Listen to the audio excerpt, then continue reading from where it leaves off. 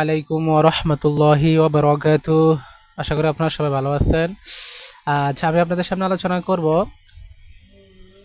যে ফাসলুল ফিহি নিসাই, নারীদের যে 8টি দল ছিল আসহাবুল ফারাইজের, ওই 8টি দলের আজকে তৃতীয়তম দল নিয়ে আলোচনা করব। আল বিনাতুল আইবান, এবং মানে পুত্র, বিনাতুল মানে কন্যা, মানে পুত্রের কন্যা। এখানে এটা মোজাবিলের সম্পর্ক অর্থ হবে কি? পুত্রের কন্যা।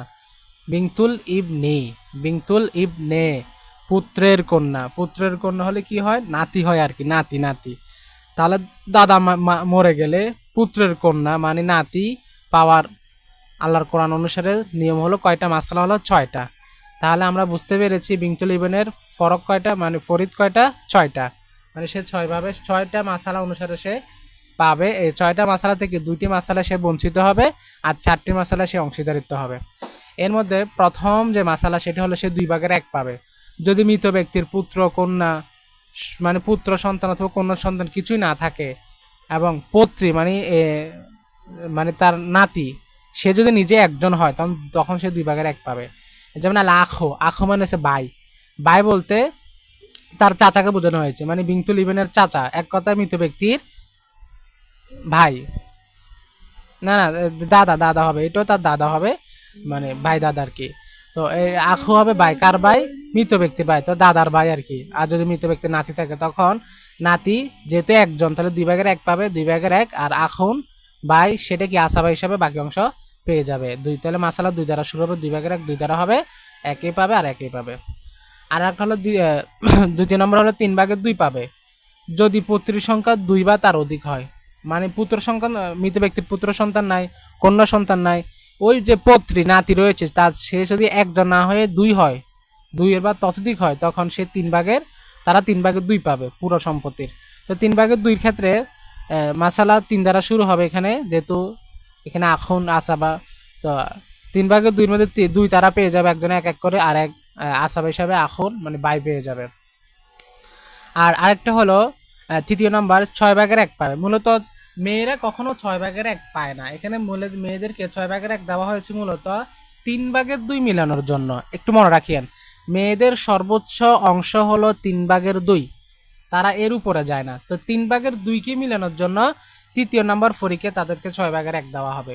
আমরা যখন মাসালা পুরোটা করব তখন এমনি অটোমেটিকলি মিলে যাবে, দেখবেন যে 3/2 সাথে তাদের ক্যাটাগরি মিলে গিয়েছে। তো 6/1 পাবে যদি মৃত ব্যক্তির একটি কন্যা সন্তান থাকে। এর আগে কি বলছে? যদি কন্যা সন্তান পুত্র সন্তান না থাকে তখন তাদের 2 অবস্থা কি, হয়তো একজন হলে তারা 2/1 পাবে, আর যদি তারা একাধিক হয়, 2 বা একাধিক হয়, তখন 3/2 পাবে। আর যদি মৃত ব্যক্তির পুত্র না, কন্যা যদি একজন হয়, পুত্র হলে একদম শেষরা বঞ্চিত হয়ে যাবে তারা। যদি কন্যা একজন হয়, আর যদি পৌত্রীর সংখ্যা, যদি পৌত্রী হয়, তাহলে কি হবে? তারা 6/1 পাবে। যেমন কিভাবে? তাহলে 6/1 যদি 1 পায়, তাহলে মাসালা 6 দ্বারা শুরু হবে, 6-এর মধ্যে তারা 1 পাবে, মানে বিংতুল ইবেন তারা 1 পাবে। আর এখানে দেন বিংতুন, বিংতুন এখানে একজন না, তো বিংতুনের আর কোনো ভাই আছে না? ভাই নাই, আসাবা দুজন, দুজন। বিংতুনের অবস্থা কয়টা? 3টা না? তারা যদি একজন হয় তাহলে 2/1 পাবে, তারা যদি 2-এর অধিক হয় তাহলে 3/2 পাবে, আর যদি তারা ভাইয়ের সাথে হয় তাহলে আসাবা হয়ে যাবে, আমরা আগে পড়ছি। তো এখানে তারা যদি একজন, তাহলে 2/1 পাবে। তো 6-এর 2/1 কত? 3। 6 3 দুগুণে কত? 6, তাহলে 3 পাবে তারা, আর তারা 1 পাবে, কত গেছে? 4 গেছে। আর আখু আসাবা হিসাবে 2 পেয়ে যাবে। আশা করি বুঝছেন আমি কি বলতে চাইছি আপনাদেরকে। তারপর হলো চতুর্থ নাম্বার, যেটা এটাকে আমরা বললাম মাহরুম, মানে বঞ্চিত হবে। 2 কন্যার বর্তমানে পুত্রগণ, পুত্রীগণ বঞ্চিত। এর আগে বলছে যদি একটি কন্যা থাকে তাহলে তারা 6/1 পাবে 3/2 মিলানোর জন্য। কিন্তু যদি কন্যা সন্তান 2 থাকে, 2জন থাকে বা তার অধিক থাকে, তাহলে পুত্রীগণ মানে বিনতুল আইবান তারা কি হয়ে যাবে? বঞ্চিত হয়ে যায়, মাহরুম হবে। যেমন কেমন? আল আখু, দাদা ব্যক্তিটি মারা গিয়েছে, সে রেখে গিয়েছে আখুন, বিংতুন, বিংতুন 2 কন্যা রেখে গিয়েছে, তার ভাইকে রেখে দিয়েছে, তারপর তার 2টা নাতি রেখে দিয়েছে। তো এখানে খেয়াল করেন মাসালা 3 দ্বারা শুরু হবে, কারণ বিংতুনের কয়জন? বিংতুনের অবস্থা করে 3টা। এর মধ্যে দ্বিতীয় নম্বর প্রকার রয়েছে কি, বিংতুন যদি 2জন হয়, তার সাথে যদি কোনো পুত্র না থাকে, তাহলে বিংতুন আসাবা হবে না, বরং বিংতুনের অবস্থান হবে 3/2। তারা 3/2 পাবে। তো মাসালা 3 দ্বারা শুরু হবে, যেটা ফরিকে সানি থেকে একটাই আসছে। তো 3/2 মাসালা 3 দ্বারা শুরু হবে, 3/2 কত? 2 হয়। তো বিংতুন একজন একজন মানে এই একজন নেবে, একজন নেবে, মানে একটা একটা করে তারা 2জনে নিয়ে ফেলবে, 2টা অংশ নিয়ে ফেলবে। আর থাকে একটা একটা চাচা ভাই আসাবা হিসেবে নিয়ে ফেলবে। আর যে বিংতুল নিবেন তারা মাহরুম হয়ে যাবে, কারণ বিংতুন কয়জন আছে? 2জন আছে। আমাদের এটার মূল পয়েন্ট হলো চতুর্থ নাম্বার, মৃত ব্যক্তির যদি নিজের মেয়ে যদি দুজন থাকে তাহলে নাতিরা কি হয়ে যাবে, বঞ্চিত হয়ে যাবে। আরেকটা হলো 55 নম্বর হলো আসাবা, মানে পুত্রীর সাথে আসাবা হবে কার, মনে করেন দুইটা মেয়েও আছে, কার, মৃত ব্যক্তির দুইটা কন্যা রয়েছে, আবার এর ক্ষেত্রে পুত্র পুত্র এবং পুত্রী তথা নাতি এবং নাতনি দুজনেই আছে, তখন তখন ওই নাতির কারণে নাতনি আসাবা হয়ে অংশ পাবে। যেমন কেমন, মনে করেন বিংতুন বিংতুন দুইজন কন্যা রয়েছে, বিংতুল ইবেন আর ইবনুল ইবেন।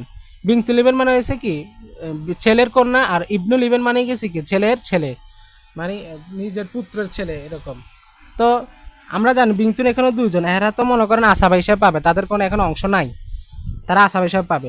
তো বিংতুন বিংতুন দুইজন, তো দুইজন হলে তাদের অংশ কত, 3/2, তাহলে মাসালা কত দ্বারা শুরু হবে, 3 দ্বারা শুরু হবে। তো তিনের আমি বিংতুনে 1 দিলাম, এই বিংতুনে 1 দিলাম, কত 1 1 চলে গেল, আর থাকে 1 1 কে পাবে বিংতুল ইবেন আর ইবনুল ইবেন, তারা দুজনে মিলে পাবে।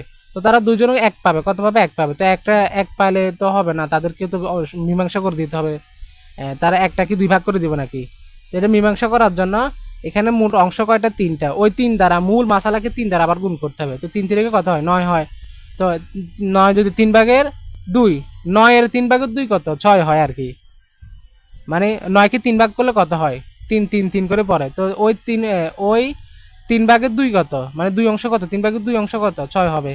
এই 6-এর মধ্যে প্রথম কন্যা 3 পাবে, দ্বিতীয় কন্যা 3 পাবে, তো 6 চলে গিয়েছে, আর 9 থেকে আর থাকে 3। এই 3-এর মধ্যে আপনার লিজ্জাকারু মিসলা হাজিল উনসান হিসাবে পুত্র পাবে 2, কন্যা পাবে 1, পুত্র পাবে 2, কন্যা পাবে কত, 1। আশা করি বুঝছেন।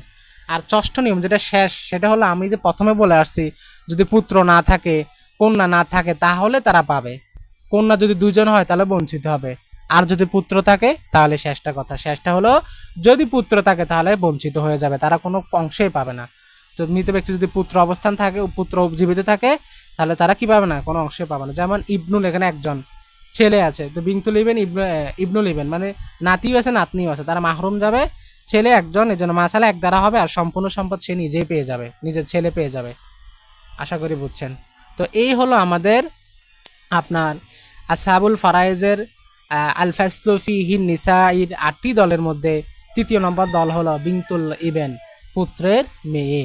তাদের 6টি অংশ রয়েছে, 6টি ফরিক রয়েছে, সেগুলো নিয়ে আলোচনা করছিলাম। তো আশা করি আরেকটু ভালো করে যদি মনোযোগ দিয়ে, প্রথমে যদি বুঝে না আসে, ভিডিওটা যদি আরেকবার মনোযোগ দিয়ে দেখেন, আশা করি আর কোনো সমস্যা থাকবে না। তো আজকের ভিডিও এতটুকু পর্যন্ত, সবাই ভালো থাকবেন, সুস্থ থাকবেন, আল্লাহ হাফেজ।